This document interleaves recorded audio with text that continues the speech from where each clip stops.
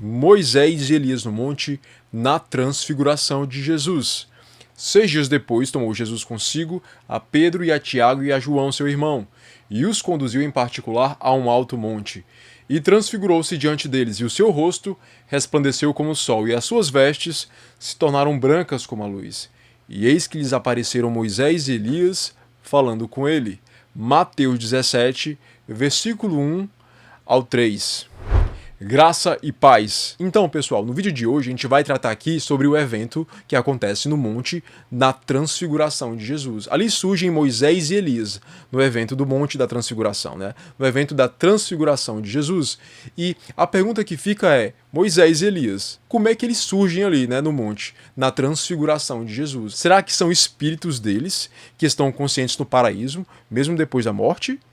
Elias não morreu, então, será que era espírito realmente dele? E Moisés, é espírito de Moisés ali? Ou será que eles estão ressurretos ali? A gente vai resolver essa questão hoje. Então assista o vídeo até o fim para que a gente possa entender, né, a posição que eu vou apresentar aqui nesse vídeo, ok? Então, de acordo com o relato de Mateus, também Marcos e Lucas, Moisés e Elias foram vistos no monte conversando com Jesus. E a gente sabe, né, que de acordo com a Bíblia, o profeta Elias foi levado por Deus ainda vivo. Bora conferir. E sucedeu que, indo eles andando e falando, eis que um carro de fogo, com cavalos de fogo, os separou um do outro, e Elias subiu ao céu no redemoinho. 2 Reis 2:11. Só que nessa passagem, né, de 2 Reis, capítulo 2, versículo 11, né, Moisés já estava morto. O profeta Moisés já estava morto, né? E a dúvida que surge aqui é, como é que ele aparece aqui então? Como é que Moisés aparece aqui então? Bora conferir aqui, ó. E assim ali morreu Moisés, servo do Senhor na terra de Moabe, conforme a palavra do Senhor, e o sepultou no vale, na terra de Moabe, em frente a Bet-peor. E ninguém soube até hoje o lugar de sua sepultura. Deuteronômio 34, versículos 5 a 6.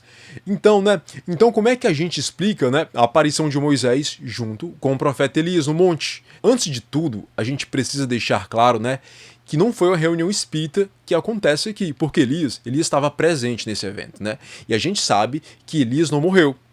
E tanto ele como Moisés foram reconhecidos, né, pelos discípulos, pelos apóstolos Pedro, João e Tiago, que estavam ali juntos de Jesus nesse evento. Um outro ponto também interessante é que nenhum dos três aqui, né, nenhum dos três apóstolos serviram de médiuns para que Moisés e Elias falassem por meio deles. Outro detalhe também importante é que Pedro sugeriu que se fizesse 3 cabanas, ou seja, tendas, uma para Jesus e as outras para os profetas, né? O que demonstra que Elias e Moisés apareceram com corpos tangíveis e não em espírito, né? Então, isso já desmonta, né, a teoria dos espíritos, certo? Que dizem que esse evento foi um caso de mediunidade, entenderam? E já que como cristãos não acreditamos nisso, pois a Bíblia, ela não ampara essa interpretação, surge então a teoria de que Deus havia ressuscitado a Moisés e que o versículo 9 de Judas, bom, parece que sugere exatamente isso. Bora pro texto. Mas o arcanjo Miguel, quando contendia com o diabo e disputava a respeito do corpo de Moisés, não ousou pronunciar juízo de maldição contra ele, mas disse: o Senhor te repreenda. E para fortalecer ainda mais essa visão, né, há quem acredite que tanto Moisés como Elias, né, um representando a lei e outro representando, né, os profetas, seriam as duas testemunhas mencionadas no livro de Apocalipse. Bora conferir também. E darei poder às minhas 2 testemunhas, e profetizarão por 1260 dias, vestidas de saco. Estas são as 2 oliveiras e os 2 castiçais que estão diante do Deus da terra. E se alguém lhes quiser fazer mal, fogo sairá da sua boca, e devorará os seus inimigos. E se alguém lhes quiser fazer mal, importa que assim seja morto. Estes têm poder para fechar o céu, para que não chova nos dias de sua profecia, e têm poder sobre as águas, para convertê-las em sangue, e para ferir a terra com toda sorte de pragas todas quantas vezes quiserem. E quando acabarem o seu testemunho, a besta que sobe do abismo lhes fará guerra, e os vencerá, e os matará. e jazerão seus corpos mortos na praça da grande cidade, que espiritualmente se chama Sodoma e Egito, onde o nosso Senhor também foi crucificado. Apocalipse 11, versículo 3 ao 8. Esse texto aqui, ele é muito utilizado, né, por pessoas que acreditam que de fato, né, Moisés e Elias são essas duas testemunhas aqui. Porém, nesse vídeo não vou falar se são ou não essas duas testemunhas, porque essa questão é uma questão mais escatológica, entende? Então a gente vai pegar esse detalhe aqui e colocar de lado, ok?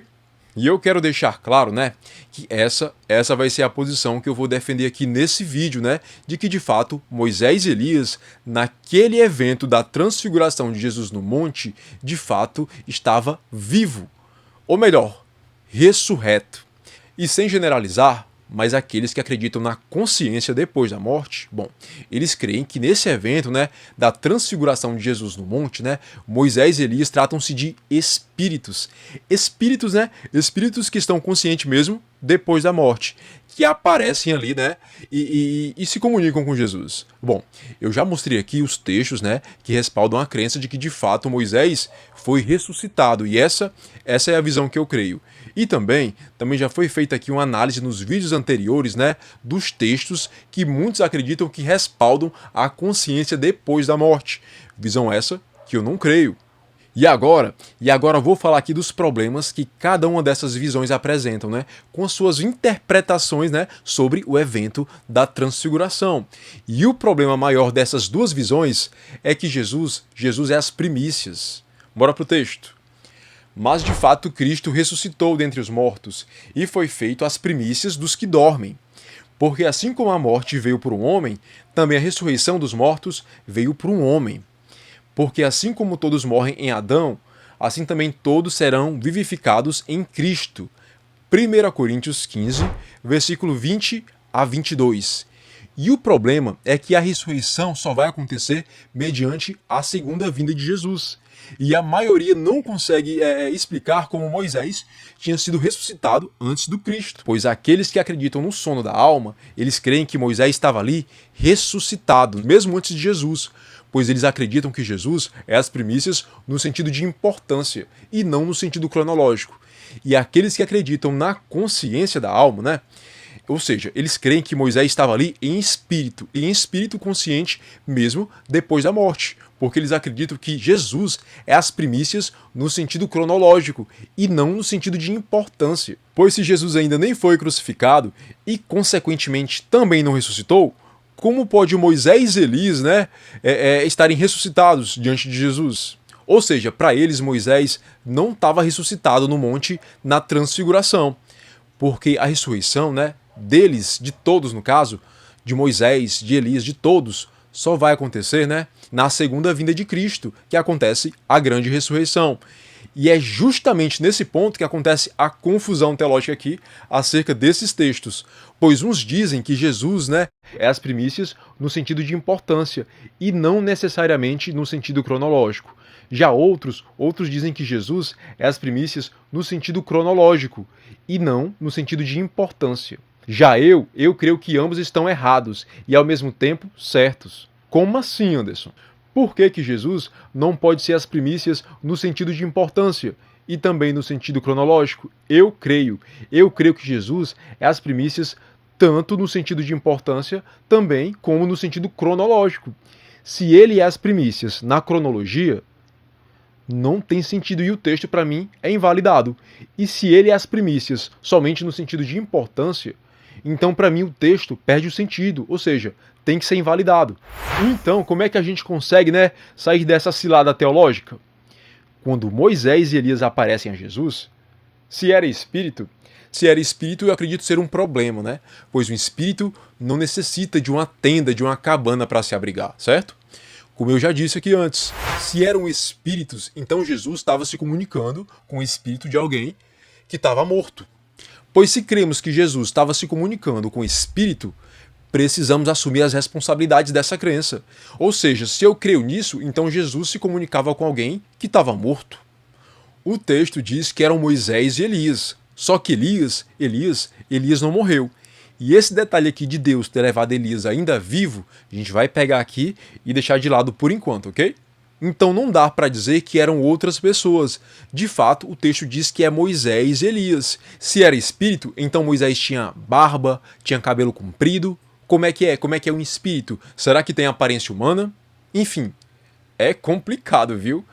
Todavia, porém, né, se Moisés apareceu aqui em corpo ressurreto no Monte da Transfiguração, antes de Jesus ter sido ressuscitado, antes mesmo dele ter sido crucificado, né? Então, cronologicamente, Moisés ressuscitou primeiro que Jesus, não é verdade?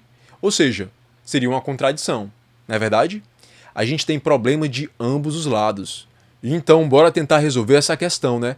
Porque mostrar os problemas é fácil, difícil mesmo é resolver essa questão. Então, quando Jesus ressuscita, ele aparece, certo? Ele interage, ele come peixe, ele também pôde se teletransportar de lugares para outros, não é verdade? Então eu acredito que Jesus estava ali num corpo glorificado. E acredito que Moisés estava ali no Monte da Transfiguração em um corpo ressurreto e não em um corpo revivido. Porém, mais problemas aparecem. E são os mesmos problemas que citei há pouco tempo aqui. Se Moisés estava num corpo ressurreto, né, antes da crucificação e ressurreição de Jesus, então Moisés, né, nesse caso, seria as primícias. Anderson, eu já entendi essa questão, eu já entendi. Tu não disse que ia resolver agora? Calma lá, bora seguir com o raciocínio. Em 1 Pedro, capítulo 1, versículo 18 a 21, a gente tem a seguinte passagem. Sabendo que não foi com coisas corruptíveis, como prata ou ouro, que fostes resgatados da vossa vã maneira de viver, que por tradição recebestes dos vossos pais, mas com o precioso sangue de Cristo, como de um cordeiro imaculado e incontaminado, o qual, na verdade, em outro tempo, foi conhecido ainda antes da fundação do mundo, mas manifestado nesses últimos tempos por amor de vós. E por ele credes em Deus, que o ressuscitou dentre os mortos, e lhe deu glória, para que a vossa fé e esperança estivessem em Deus. 1 Pedro, capítulo 1, versículo 18 a 21. Então, resumidamente aqui nessa passagem, diz o seguinte: Jesus foi imolado na sempiternidade de Deus, no Kairos. E se você chegou até aqui sem assistir os vídeos anteriores sobre esse tema, né, recomendo que você volte e assista, porque a cada vídeo eu explico um pouco sobre esse tempo oportuno de Deus, ou seja, a Kairosfera. E isso, meus amigos, isso é magnífico. O diabo, com toda a sua astúcia, né, não conseguiria imaginar que o próprio Deus já tinha sacrificado o cordeiro que é o seu filho e resgataria através do seu sangue todos os eleitos. E que tudo isso aconteceu ainda antes de tudo existir, antes da fundação do mundo, antes do inimigo de Deus existir. E aqui fica uma reflexão. Se Deus fez tudo isso antes de tudo que existe passar a existir, então quão grandes coisas fez Deus antes da fundação do mundo? Antes da criação de tudo. Quão grande mistério é a Trindade de Deus. E lembrando que nesse canal, né, um tema que eu jamais vou abordar, e eu já disse isso e vou repetir, é o tema da Trindade. É um tema muito polêmico de se abordar, né, que gera muita repercussão, que todo mundo fica com os ânimos acalorados, eufóricos. Eu também não conseguiria, né, de forma alguma, criar uma didática para poder explicar a Trindade, pelo menos em vídeo, ok? Agora, voltando aqui ao tema.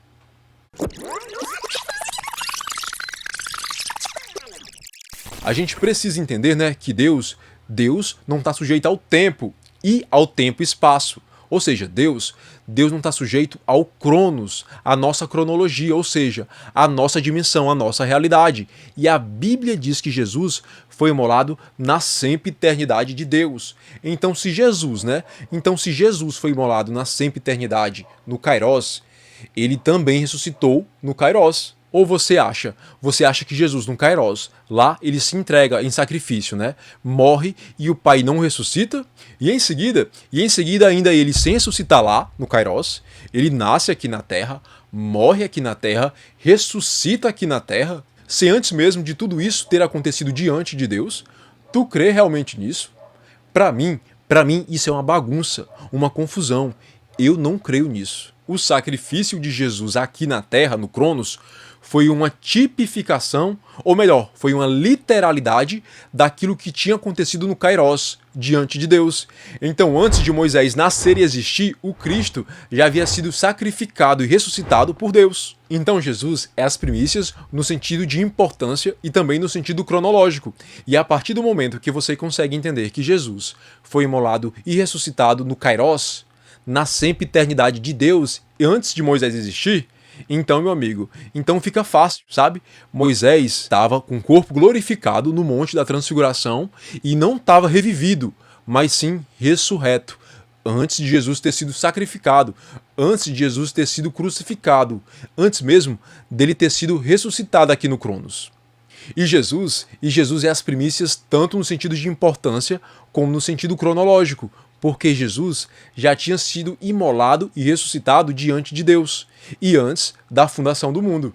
E também a gente tem que entender, né, que a Bíblia e que o próprio Deus trabalha com exceções, e o caso de Moisés e Elias foi uma exceção. A Bíblia vai dizer em 1 Tessalonicenses, capítulo 4, versículo 15 a 16, que o arrebatamento é depois da primeira ressurreição. Porém, Enoque foi levado antes. A Bíblia diz também que o homem está sujeito a morrer apenas uma única vez, e depois disso, o juízo. E Lázaro? Não da parábola, mas aquele amigo de Jesus. Bom, ele morreu 2 vezes, então existem essas exceções. No Antigo Testamento, a Bíblia vai dizer, né, que Moisés está morto. Todavia, né, esse acontecimento no monte, na Transfiguração, foi muitos anos depois que essa passagem que diz que ele estava morto foi escrita. Entenderam? Então, se você chegou até aqui, meu amigo, no final desse vídeo, né, se você conseguiu entender, se não conseguiu, assista novamente. Mas se você conseguiu entender, você com certeza vai entender também, né, o que aconteceu, o que possivelmente aconteceu, né, com Enoque, que foi levado ao céu, foi arrebatado. E também naquela ocasião, né, da passagem de Samuel, quando Saul, né, tenta entrar em contato com Samuel. E para finalizar, Moisés e Elias no monte vêm ter com Jesus, né, representando o futuro reino de Deus que seria implantado pela morte do Filho de Deus, Jesus. Elias representando os que serão arrebatados sem ver a morte, né? E Moisés representando os que depois da morte serão ressuscitados por Deus para a vida eterna. Ok? Então, sobre esse tema, eu pensei em fazer até 4 vídeos, como eu disse no vídeo anterior. Mas eu acredito que nesses 3 vídeos que eu fiz, né, ficou muito bem explicado, né? A posição aqui que eu creio. Então eu acredito que não vai ser necessário fazer um 4º vídeo sobre esse tema. Já tá bom por aqui mesmo, não é verdade? E no próximo vídeo, eu já tenho uma noção aqui de que eu vou querer abordar, o tema que eu vou querer abordar. O tema é bom, o tema é legal, mas eu não tenho ainda, né? Eu não sei como é que eu vou desenvolver para poder explicar. Mas até lá vai dar certo, né? E se você gostou, aproveita, curte aqui e me dá uma moral. Se inscreve no canal, beleza? E até o próximo vídeo, pessoal. E que Deus continue abençoando a todos vocês. Valeu! Parar a gravação. Stop!